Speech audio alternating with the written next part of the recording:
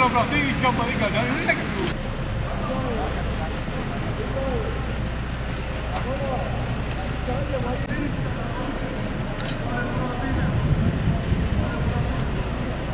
Diyarbakır Müzesi Türkiye'nin en eski, en köklü müzelerinden biridir. Koleksiyonunda 36 binden fazla eserimiz var ve her biri birbirinden kıymetlidir.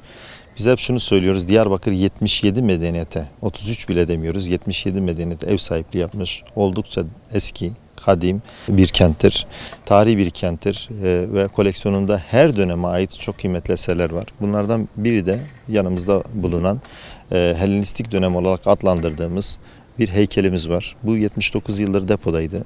Biz de vatandaşımız gelsin görsün, bu zenginliklerimizi şahit olsunlar.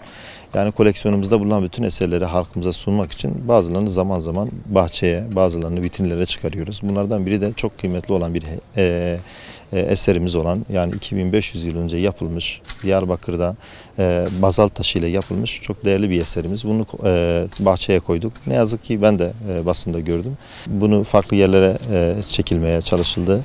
Diyarbakır Müzesi'nin güzel haberlerle anılması bizi mutlu ediyor. Basına konu olması tabii ki mutlu ediyor. Ama aslı astarı olmayan şekilde haberler de elbette ki hem müzemiz açısından hem ilimizin tanıtımı açısından çok faydalı değil bunlar.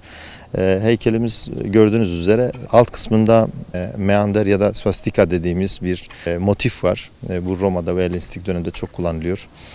Kartal kanatları ya da pelerin dediğimiz elbisesi var. Belirgin bir şekilde ayakları var. Baş kısmı kırık olduğu için, günümüze ulaşamadığı için tabii ki bu biraz daha dediğim gibi dezenformasyona açık hale geldi. Diyarbakır'da 5 tane müzemiz var. Bunlardan merkezi olan İçkale'de bulunan Arkeoloji Müzesi, bu Atatürk Müzesi'nin içine alan İçkale Müze Kompleks alanı. Burada 14 tane yapı var ve Hazreti Süleyman Camisi 27 sahabe ile birlikte, kilisesi ve içinde türbesi var. Sarayı var. İmparator mezarı var burada. Mervan hükümdarının mezarı var. Onun dışında sarayımız var. 2 tane sarayımız var. Yani bir kompleks mekan, oldukça güzel.